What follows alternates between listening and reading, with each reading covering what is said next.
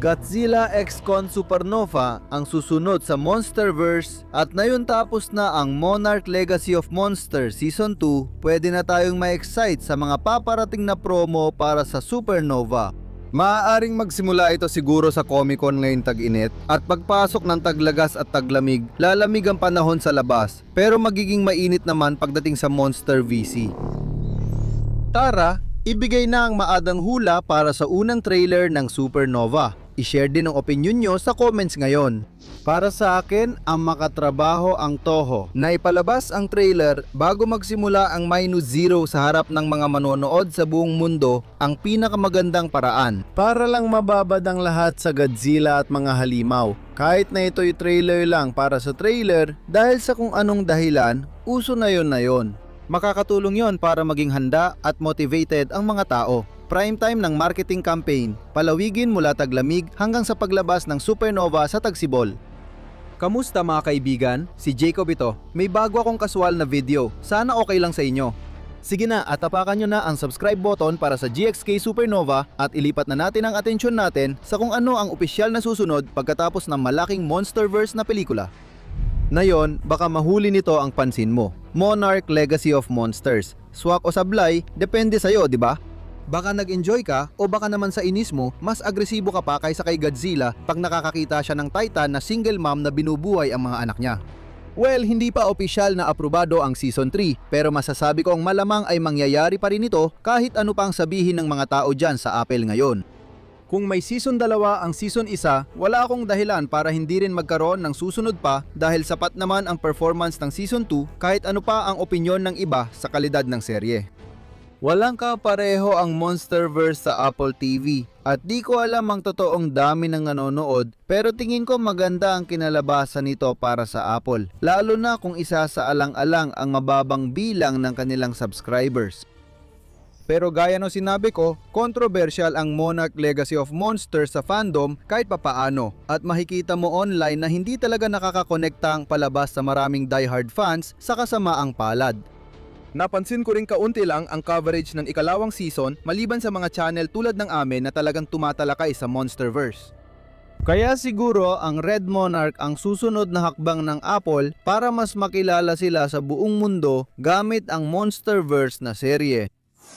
May bagong balita ako dahil na-interview ng Collider ang Monsterverse producer ng Apple TV na si Tori Tanel. Sinabi niya na gusto ng Apple na mas pagbutihin ang pagsubok na pagdugtungin at punan ang mga puwang sa lore ng Monsterverse sa pagpapatuloy nito. Natutuwa akong marinig yan. Sana maging maganda ang kalabasan nito. Sobrang excited daw siya sa kinabukasan ni Rodan matapos ang malaking cliffhanger sa dulo ng ikalawang season ng Monarch. Sa tingin ko, halos lahat tayo ay sang-ayon dyan. Tungkol sa Axis Monday na time travel sa kwentong ito, sabi ni Tanel na hindi ito eksaktong time travel, kundi pagbaluktot lang ng oras. Kaya wag muna kayong umasa sa anumang kwento ng time travel sa Monsterverse ngayon. Hindi rin ito gagamitin para sa multiverse na senaryo na okay naman. Gumawa na lang kayo ng sariling uso, di ba? Sinabi niya na ang dinamika ng pagbaluktot ng oras ay maaaring gamitin para gumawa ng mga misteryo at kwento tulad ng makita si Batang Shaw noong Cold War na posible lang dahil sa ganitong pantasyang elemento. Ngayon naman sa Red Monarch na nakatakdang simulan ang shooting ngayong Tagsibol, malapit na kung hindi pa sila nagsisimula. Narito ang mga kwento ni Tanel tungkol sa bagong ambisyosong proyekto. Sinabi niya na hindi kailangan ng mga tagahanga na mapanood ang mga naunang Monsterverse na pelikula o Monarch Legacy of Monsters para ma-enjoy ang Red Monarch.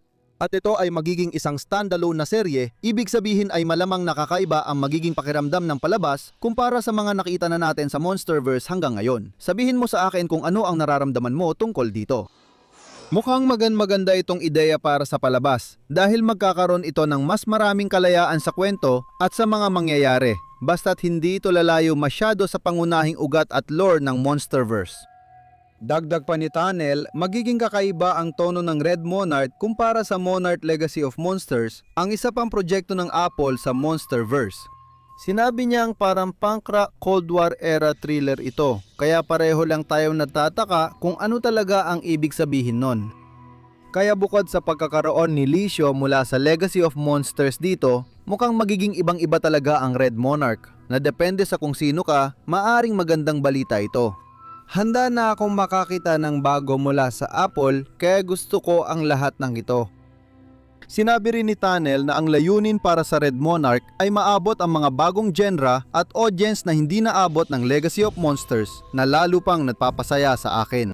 Mukhang hindi mas malawak na audience ang layunin, kundi isang mas tiyak na grupo na nasisiyahan sa ibang uri ng kwento kumpara sa mga nakita natin sa ngayon, lalo na mula sa Monarch Legacy of Monsters.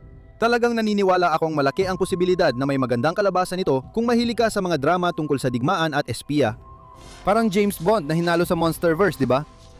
Ngayon, nagdadalawang isip ako sa susunod na balita. Ang Red Monarch ay magiging isang serye na may 10 episodes na halos siguradong magkakaroon ng ilang episodes na kakaunti o walang titan na aksyon. Sa tingin ko, malaki ang epekto nito sa Legacy of Monsters. Umasa ako na magiging limited series ang Red Monarch. May 3 to 4 episodes na mahigit 1 oras bawat isa at bawat episode ay puno ng gusto ng Monsterverse fans.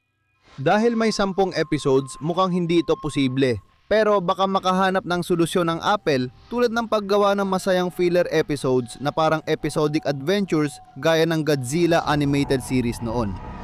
Pero imbes na gumamit ng Titans o sobrang CGI na mga nilalang mula sa Skull Island, gagawa sila ng mga kwento tungkol sa mas maliliit na halimaw na pwedeng gawin gamit ang mga totoong props, alam mo na, mga puppet, kaunting animatronics at lahat ng ganoon.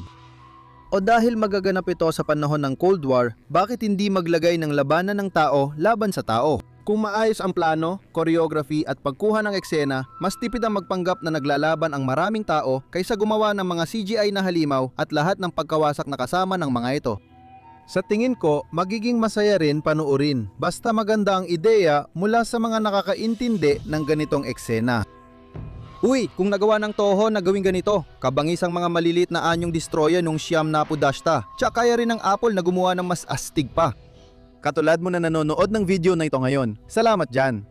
So ito lang muna ang meron ako para sa'yo tungkol kay Red Monarch. Pero alam mo namang marami pang impormasyon ang paparating, kaya manatili ka lang dito sa Dangerville kung gusto mo. Huwag kang mag-atubiling mag-subscribe at mag-iwan ng like. Ipaalam mo sa akin kung aling bahagi ng Red Monarch update ang pinaka-nakapagpasabik sa'yo. At gaya ng dati, ito si Jacob. Paalam sa inyong lahat.